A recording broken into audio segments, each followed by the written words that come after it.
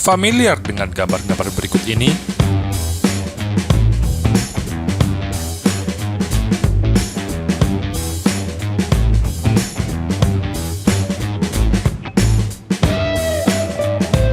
Gambar teknis berikut ini biasanya mulai bermunculan ketika tim memperkenalkan mobil baru di awal musim, atau lebih tepatnya sejak agenda tes pramusim dimulai. Momen di mana penikmat jet darat menantikan seperti apa bentuk detail mobil terbaru tim favorit mereka. Hal ini semakin menarik apabila terdapat perubahan radikal seperti regulasi mobil di musim 2022 ini. Ilustrasi dapat berupa konsep mobil secara utuh, namun seringkali menyorot pada bagian tertentu mobil yang mudah terekspos. Tak jarang, ilustrasi ini memberikan informasi terbaru atau detail update pada beberapa bagian mobil. Misalnya konfigurasi bagian sayap depan, sayap belakang, sidepod, maupun detail aerodinamis yang jarang kita cermati seperti spion. Semua dituangkan dengan lebih jelas lewat gambar teknis secara manual. Dulu kami berpikir ilustrasi mobil tersebut dirilis resmi oleh tiap tim F1. Ternyata tidak. Gambar di atas dibuat oleh seorang jurnalis khusus yang berada di luar lingkup tim itu sendiri. Dan pekerjaan itu disebut sebagai ilustrator teknis F1. Tidak seperti dahulu, di mana pekerjaan sebagai juru gambar F1 adalah hal yang langka. Sekarang dengan majunya zaman dan mudahnya informasi, membuka banyak kesempatan untuk semua orang bisa terjun di dunia ini. Paling tidak ada dua nama yang kami ketahui yang eksis di bidang ini, yakni Giorgio Piola dan Rosaleo Giuliana. Tentu saja kami akan mengulas Giorgio Piola, karena dia adalah sang legenda, maestro, dan pionir untuk pekerjaan ilustrasi jet darat selama kurang lebih 50 tahun. Giorgio Piola. Dari namanya, kita sudah bisa menebak bahwa dia adalah seorang Italian. Piola lahir 73 tahun silam di kota Santa Margherita Alighieri, Genoa. Kota yang indah yang memiliki pelabuhan serta pariwisata yang terkenal. Sosok Giorgio Piola merupakan salah satu saksi hidup perjalanan mobil Formula One. Bahkan sampai sekarang, dia masih aktif menjadi ilustrator sekaligus analis teknis profesional. Kemampuan menggambar Giorgio Piola ternyata memang sudah terlihat sejak kecil. Dia memiliki 3 saudara kandung dan semuanya memiliki kemampuan yang serupa. Piola kecil dibesarkan dalam lingkungan yang cenderung menggembari dunia visual, dan itu merupakan model yang baik untuk mencintai pekerjaannya kelak. Pada umur 12 tahun, Piola mulai tertarik pada hal-hal otomotif. Tidak untuk bercita-cita naik mobil sport atau bahkan memiliki motor seperti kebanyakan anak lelaki seusianya. Piola kecil lebih tertarik untuk menggambarnya. Dalam sebuah wawancara, dia pernah menyatakan, "Perbedaan yang sangat menonjol ketika saya melirik mobil seolah-olah terdapat daya tariknya. Tanpa saya sadari, saya selalu melatih diri untuk profesi masa depan saya." Dia pun membeli majalah otomotif seperti Road and Track and Car and Drive. Majalah itu berisikan puluhan mobil beraneka ragam. Lantas Piola kemudian mulai menyalurkan hobi gambarnya dengan berbekal model sebuah mobil dari bermacam detail dan sudut. Pada periode di sekolah, Piola adalah pribadi yang pendiam. Dia jarang sekali bermain dengan siswa lain. Ketika jam istirahat tiba, Piola lebih memilih untuk membuka buku gambarnya dan mulai membuat arsiran mobil. Kemampuan menggambarnya memang di atas rata-rata. Piola pernah mengisahkan, tidak jarang ketika guru seni di sekolahnya absen, maka sekolah menugaskan dia untuk menjadi pengganti guru dan mengajar siswa lain. Meski Piola mampu menggambar sebuah mobil, termasuk bagian-bagiannya secara detail, faktanya dia memang bukan seorang insinyur mesin seperti kakak laki-lakinya, Marco, yang memiliki pengetahuan spesifik dalam hal itu. Dia pun mengaku, "Aku mampu menggambarnya, namun tak jarang aku tak terlalu paham apa fungsinya, dan itulah tugas kakakku." Berkat kakaknya lah, lambat laun Piola mulai memahami tiap bagian mobil yang ia gambar. Dan itu menjadi jalan bagi Piola untuk menekuni dunia jurnalisme otomotif. Ketika Piola sedang menempuh semester awal di universitas untuk menjadi seorang insinyur, Marco menantang Piola untuk mengirim gambarnya ke sebuah majalah Italia dan melihat apakah gambarnya sesuai dengan standar jurnalisme. 20 hari berselang, sebuah surat datang dari majalah ternama La Gazzetta dello Sport dan berbunyi, "Mr. Piola, kami menyukai gambar Anda dan kami ingin menerbitkannya." Tidak hanya itu, pimpinan redaksi majalah tersebut juga mengundang Giorgio Piola untuk hadir pada Grand Prix Monaco dan membuat laporan teknis Formula One. Tanpa berpikir dua kali, Giorgio Piola yang masih berumur 19 tahun pun mengiyakan tawaran tersebut. Sejak saat itu, karirnya di jurnalisme F1 dimulai. Piola pun menjadi kontributor dari banyak media di luar Italia, seperti Perancis, Argentina, dan Jerman. Dia menjadi yang terdepan dalam ilustrasi gambar ini. Tidak ada sosok lain yang mendalami industri ini sebelum dia sendiri yang mengusulkannya. Di sisi lain, kecintaannya akan dunia ilustrasi mobil dan tentunya jurnalisme F1 membuatnya harus rela berkorban dengan meninggalkan bangku kuliah untuk selamanya. Karirnya sebagai ilustrator memasuki tahap penting ketika dia mulai menggambar mobil Formula One, Lotus 72.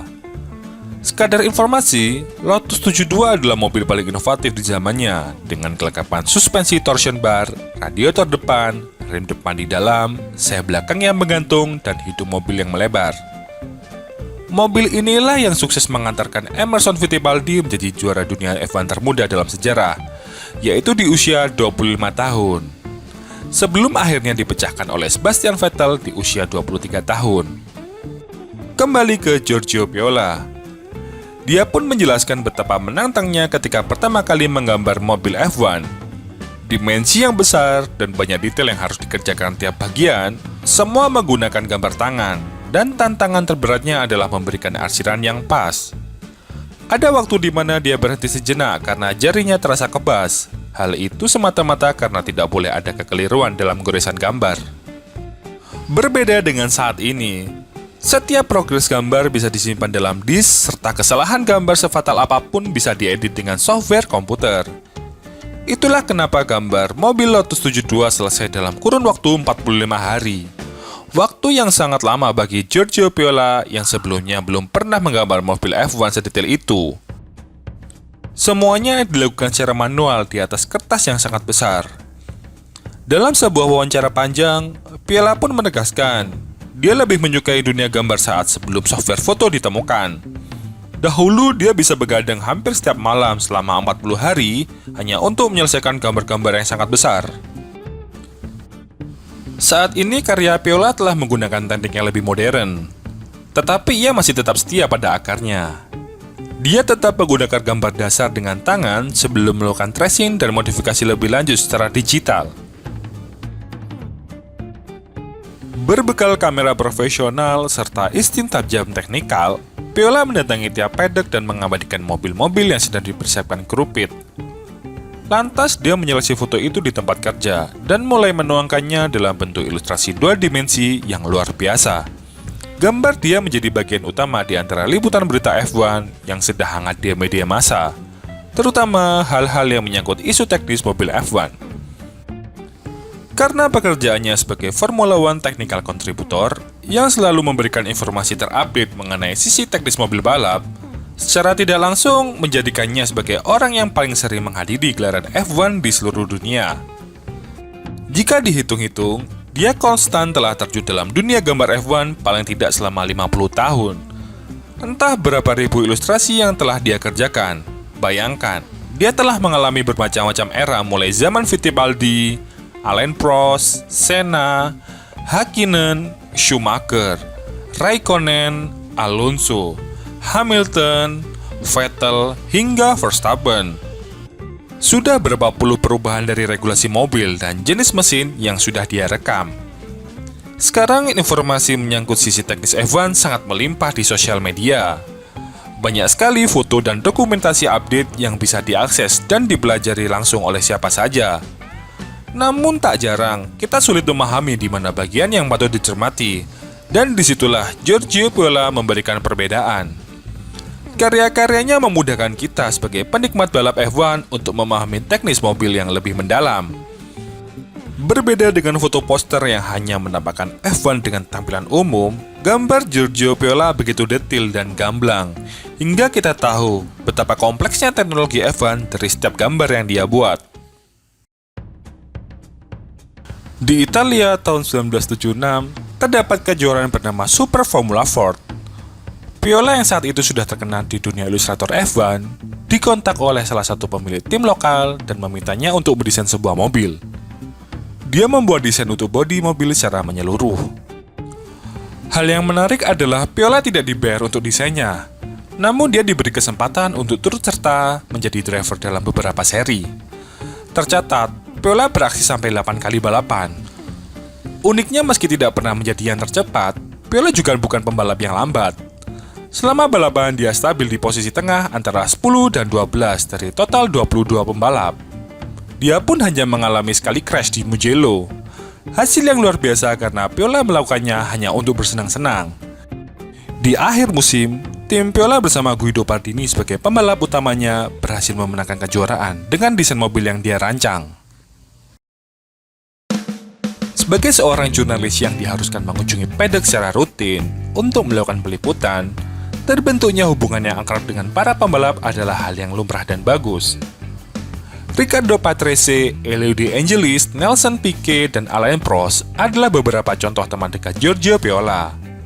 Menjalin hubungan baik antara pembalap dengan jurnalis akan menambah nilai positif yang diterima karena menyangkut relasi antara tim dengan media. Namun dalam suatu titik tertentu, Viola menambahkan bahwa dirinya secara pribadi memilih untuk tidak terlalu akrab dengan para pembalap. Biarlah hubungan yang terjadi sebatas profesionalisme kerja antara jurnalis dengan sang pembalap itu sendiri. Kenapa Viola sampai memiliki pandangan seperti itu? Dia bercerita bulan Mei 1986 ada tugas untuk meliput tes tim Brabham di sirkuit Paul Ricard, Prancis. Di sesi tersebut, pembalap yang menjadi penguji mobil Brabham BT55 adalah teman akrabnya Elio De Angelis. Tes tampak berjalan bagus sebelum akhirnya petaka pun terjadi. Pada kecepatan tinggi, sayap belakang mobil BT55 terlepas dari mobil dan membuatnya hilang kendali. Mobil pun meluncur membentur dinding pembatas sekejap, kemudian terbakar hebat. Angelis tidak mampu keluar dari mobil tepat waktu dan kemudian tewas. Viola yang sudah menganggap Angelis sebagai saudara sendiri menjadi sangat terpukul dan mengalami kesedihan yang mendalam berhari-hari. Dari rasa trauma akan peristiwa inilah yang membuat Viola menjaga jarak untuk tidak terlalu akrab lagi dengan para pembalap lain. Dengan melihat sepak terjang dan reputasinya selama 50 tahun, tidak berlebihan jika karya-karya Giorgio Viola tidak hanya bernilai informasi teknis, akan tetapi juga memiliki nilai seni dan koleksi yang tinggi. Pribadinya sendiri menjadi sosok legenda hidup yang disegani di area paddock sekaligus saksi sejarah perkembangan F1. Bagaimana cerita Giorgio Viola tentang menangani mobil Lotus 72 yang dianggap paling revolusioner sepanjang sejarah? Atau pendapatnya mengenai dunia jadaran era Senna, Schumacher, Hamilton hingga Verstappen? Tunggu pembahasan kami di episode selanjutnya. Salam Daily F1 Indonesia.